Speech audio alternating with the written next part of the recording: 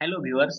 मैं विकास रंजन दर्जी आपका स्वागत करता हूं मेरे यूट्यूब चैनल में। और आज का टॉपिक है span and sag. Sir, at the end of this topic we shall be able to, यह टॉपिक के अंत में हम जान पाएंगे पोल के हिसाब से स्पान कितना होना चाहिए, कौन कौन सी फैक्टर्स के ऊपर स्पान निर्भर करता है, स्पान और सैग में क्या अंतर है।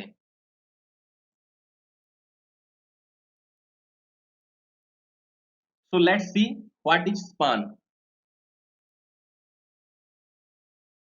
ये एक लाइन सपोर्ट या पोल है, ये दूसरा पोल है, ये overhead conductor, pole A, pole B,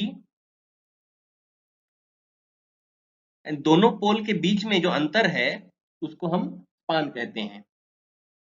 तो span is the distance between two line supports.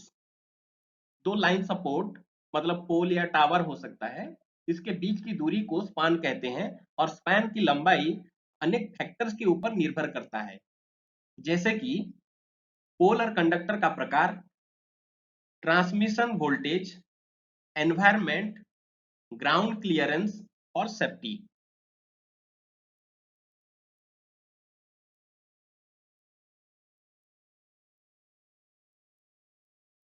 Types of poles and permissible span.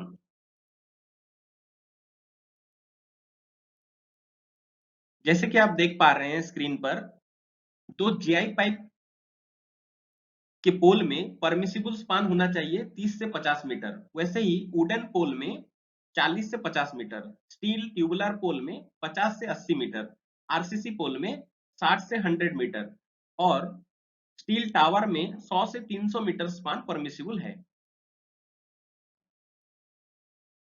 अगर स्ट्रीट लाइट और डिस्ट्रीब्यूशन लाइन दोनों एक ही पोल पर हो तो स्पान 45 मीटर से ज्यादा नहीं होना चाहिए।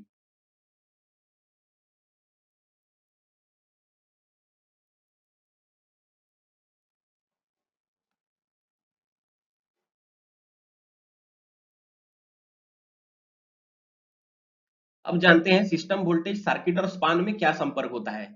अगर सिस्टम वोल्टेज 33 केवी है और सर्किट एक है तो 90 से 135 मीटर होगा स्पान रेंज।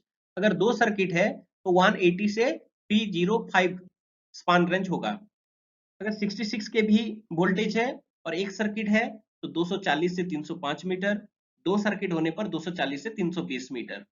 110 के भी होने से एक सर्किट में 305 से 335 मीटर के बीच होगा स्पान रेंज। वैसे ही दो सर्किट होने पर 305 से 365 मीटर होगा स्पान रेंज। 132 केवी में एक सर्किट अगर पोल में है तो 305 से 365 मीटर स्पान रेंज होगा और दो सर्किट होने पर 305 से 380 मीटर का स्पान रेंज होगा। वैसे ही अगर 220 केवी का अगर नॉमिनल सिस्टम वोल्टेज है तो नंबर ऑफ सर्किट एक हो या दो हो, दोनों केस में 320 से 380 मीटर का स्पान रेंज होगा।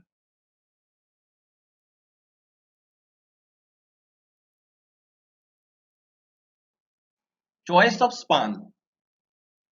चॉइस ऑफ स्पान किन किन फैक्टर्स के ऊपर निर्भर करता है।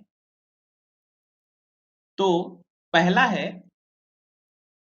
बनाने का खर्चा और सहज बनाया जा सके, ease of construction and the cost of the line.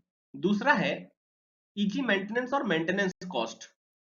तीसरा है टेरेन कंडीशन, यानी कि जिस स्थान में हम पोल को लगाएंगे, इरेक्ट करेंगे, वहां स्पान कितना होना चाहिए, उस स्थान की परिस्थिति के ऊपर ये डिपेंड करता है।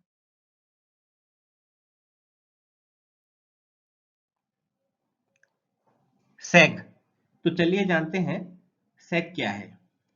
जैसे कि आप स्क्रीन पर देख पा रहे हैं, these are poles and these are overhead line conductors. इसको एक्स और इसको वाई से हम मार्क करते हैं। और ये हो गया मिडिल पॉइंट, जिसको जेड से नामित किया गया है। पोल के ऊपर जहां कंडक्टर लगा हुआ है, जो एक्स और वाई के द्वारा अंकित किया गया है, वह हाईएस्ट पॉइंट है। और कंडक्टर का सबसे निचला हिस्सा जो कि लोएस्ट पॉइंट है, उसको जेड से अंकित किया गया है। इन दोनों पॉइंट की दूरी को हम सेक कहते हैं। The difference in level between point of supports and the lowest point on the conductor is called sag.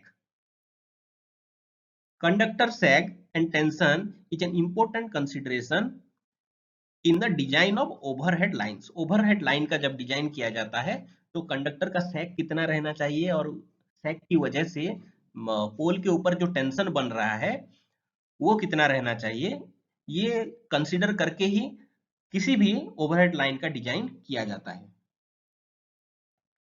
Conductor सैग को कम ही रहना चाहिए, इससे यह लाभ मिलेगा कि दोनों पोल में लगा हुआ कंडक्टर के साथ जो कंडक्टर लगा हुआ है वो ग्राउंड के साथ नियर टू पैरेलल रहेगा तो कंडक्टर मटेरियल कम खर्च होगा। और दूसरा, मान लीजिए कहीं पर एक रास्ते को यह कंडक्टर क्रॉस कर रहा है तो सैग ज्यादा बढ़ने पर रास्ते में जाने वाली गाड़ियों को झटका लगने का खतरा रहेगा और पोल की हाइट भी बढ़ाना पड़ेगा जिससे सफिशिएंट ग्राउंड क्लियरेंस बना रहे। जैसे कि आप देख पा रहे हैं, ये है हमारा ग्राउंड क्लियरेंस, इसे ग्राउंड क्लियरेंस कहते हैं। तो ग्राउंड क्लियरेंस सफिशिएंट बनना जरूरी है, पर ग्राउंड क्लियरेंस बनाने के लिए पोल की हाइट को बढ़ाना पड़ेगा जिससे खर्च भी बढ़ेगा।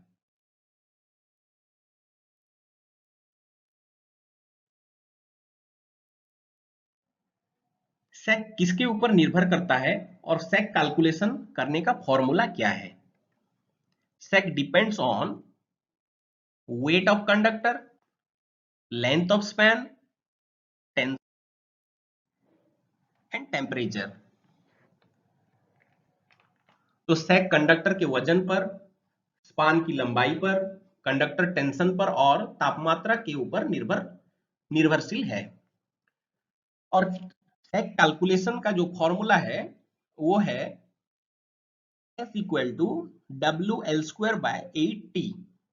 इसमें S मतलब सैग, W मतलब कंडक्टर वेट, L मतलब length of span and T मतलब temperature. So sag is directly proportional to the conductor weight and length of span or square of the length of span।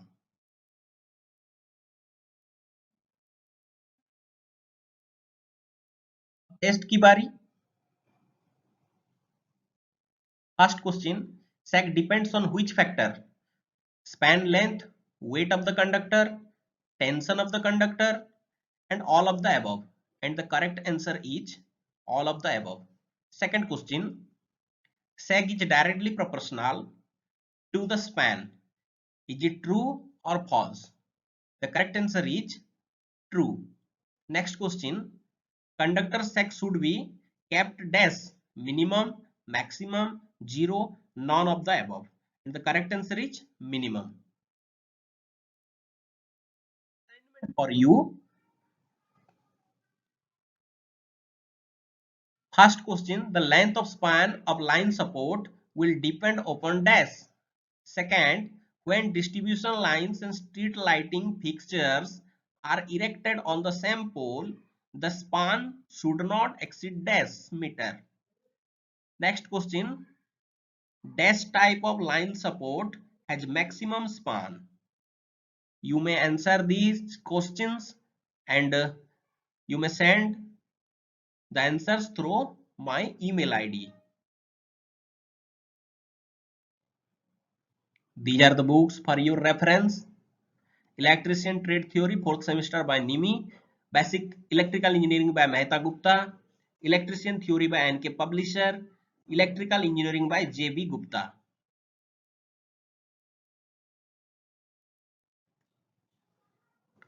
For topic related queries, you may contact me at vikasrdarji@gmail.com।